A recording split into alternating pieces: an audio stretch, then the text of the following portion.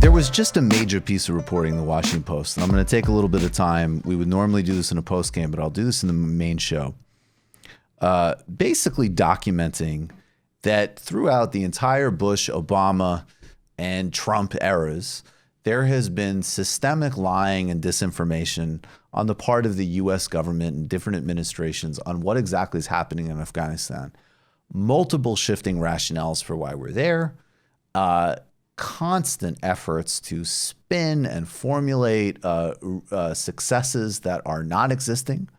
And basically, you have a war now that's longer than Vietnam. I believe Afghanistan is the longest ongoing war in U.S. history that has consumed an incredible amount of lives, U.S. soldiers, endless Afghani civilians, where you are in a situation where basically the Ashraf Ghani government controls about half of the country.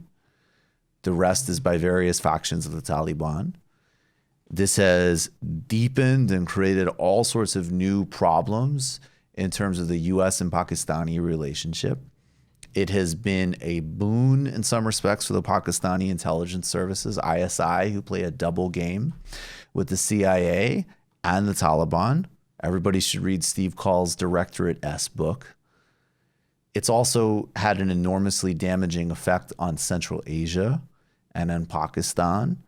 The war, of course, has been conducted most aggressively under Obama with the drone program in Pakistan that killed a significant amount of Pakistani civilians and caused a new layer of instability there. We don't know the exact amount of civilians because the drone program civilian casualty rates have never been properly measured, but we do know that all civilian casualty rates are skyrocketing under Trump. I'm going to quote a little bit from Juan Cole, who wrote a great piece. We didn't need documents. America's $1 trillion failure in the Afghanistan war has been obvious all along. Basically, a lot of reporting of Whitlock's articles focused on U.S. government lies and misrepresentations about so-called progress on the war front. But this was all along obvious to anyone who knows anything serious about Afghanistan and Pakistan. Our Madison Avenue advertising culture gives the U.S. government the tools to pull the wool over people's heads. Government spokesmen in the forever wars have just two categories, progress and slow progress. In a epochal disaster, like losing a whole province, is slower progress than we would like. And he goes on to just talk about the various massive blunders here. Let's go through a little bit of of history here. This is George W. Bush. Remember, after September 11th, this goes back to the 1980s. All of these relationships were formed during the U.S., Saudi, and Pakistani support of the Mujahideen fight against the Soviet Union. Then Afghanistan is abandoned. It's multi-warlord factions. The Taliban rise in the mid-90s, and initially there's actually some really positive overtures with the United States because there's pipeline deals to be had. Osama bin Laden is there. They're hosting him in Al-Qaeda, and he's got a huge amount of money to dispense. And still almost certainly different links to various parts of the Saudis. So this is George W. Bush after September 11th. There's, of course, not going to be any strategic response. There's not going to be any humane response. There's going to be a massive bombing and onslaught against Afghanistan. And really importantly, this whole war on terrorism framework, even though we don't use that language anymore, is still 20 years later how we conduct all of our global military policy. This is still the framework upon AUMF, which has never been reformed. There was just a massive military spending bill that, of course, the Democrats totally rolled on that give into all Saudi demands on their genocide in Yemen that would allow the Trump administration to use AUMF money and authority to attack Iran and does nothing to hold any of this back. This is George W. Bush launching it back after the September 11th attacks, several weeks after. Good afternoon. On my orders, the United States military has begun strikes against al-Qaeda terrorist training camps and military installations of the Taliban regime in Afghanistan. These carefully targeted actions are designed to disrupt the use of Afghanistan as a terrorist base of operations and to attack the military capability of the Taliban regime.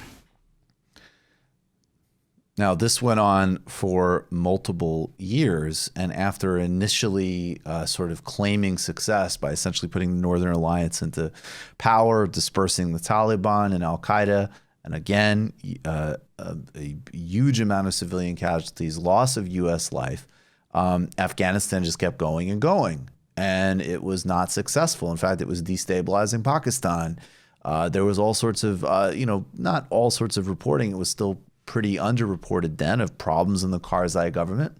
Then Barack Obama comes along, and he's not an anti-war candidate. He's an anti-dumb war candidate. So the invasion of Iraq is dumb and not intelligent, not a war crime. And we need to focus on the smart war in Afghanistan, which is pretty clear to anybody very early on with any historical awareness is unwinnable.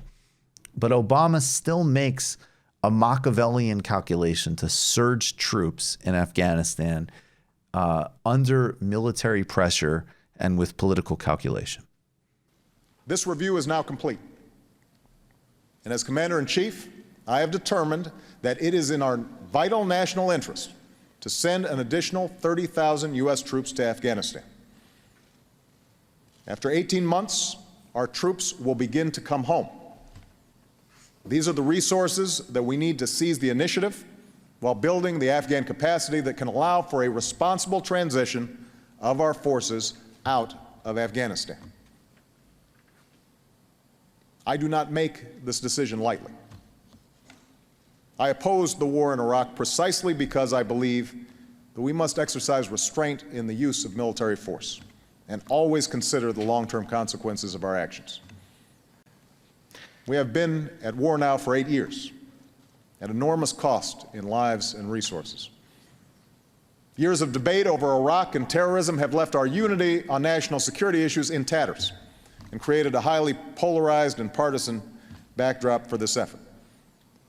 And having just experienced the worst economic crisis since the Great Depression, the American people are understandably focused on rebuilding our economy and putting people to work here at home. Now, Obama would actually make a very odd play, which is he would promise to pull those troops out after 18 months of going in. And then you heard a lot in this time period with General McChrystal and General Petraeus, basically about replicating what they did in Iraq, which was sold as a surge that was effective. But really what it was going to Sunni leadership across the country and saying, look, we're going to protect some of your rights economically and otherwise, and here are bags of cash, which was much more persuasive than the surge, but not replicatable in Afghanistan for a variety of reasons, including a huge amount of broader just sort of political illiteracy about, even just as an example, the different ethnic factions inside the Afghan context. It continues on.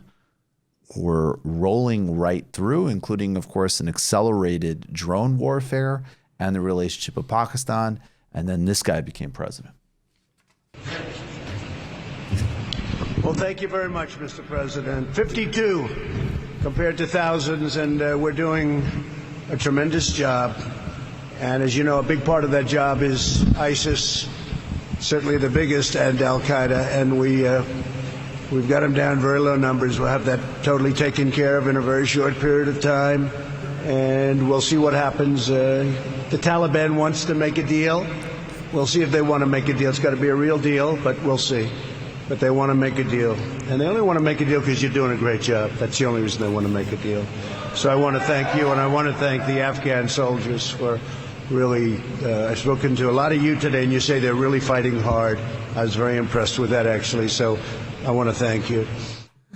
So that's Donald Trump, who, of course, in the first couple of months in his administration, authorized an operation that killed multiple civilians right out of the gate when he became president, and then also dropped a massive payload bomb in Afghanistan in 2017. That was just mother of all bombs. Mother of all bombs. That's only because they don't have a father of all bombs. Right.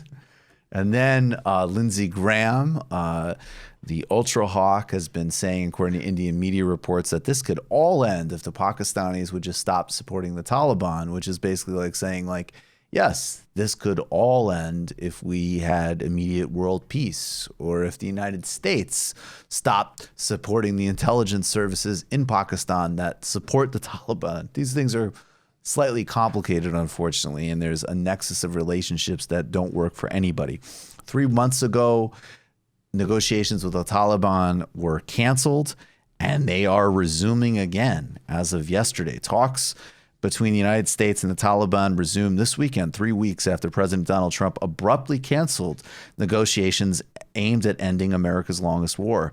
News of the talks came just before the Washington Post obtained a report of more than 2,000 pages of government documents that they say it shows how U.S. officials for years have misled the public about the war in Afghanistan. And NBC News has contacted the White House, State Department, and Pentagon for comment, and the U.S. Taliban talks have restarted in the Qatari capital of Doha on Saturday with the goal of reducing violence and the laying groundwork of the peace talks between the Taliban and Afghan government, a State Department spokesperson told NBC News. Now, could you have, going back to 2001, have isolated more extreme versions of the Taliban and gotten them to give up Osama bin Laden? Definitely, possibly. Could you have done surgical and precise operations against a discrete security threat instead of a massive global war regime that has cost millions of people's lives and wasted a huge amount of money and had a global rise in surveillance? Yes, you could have. And this all goes back to the ahistoricity, and if that's even a word, and insane warmongering that happened after the terrorist attacks of September 11th. And we're still there. Like, it's like background noise. Like, oh yeah, we just killed a wedding party. So that's Afghanistan. Whoops. You just watched a Michael Brooks show video. Subscribe to get them all. Why wouldn't you? Don't be foolish. Click subscribe below and become a patron as well. Patreon.com/TMBS. Thanks, everybody.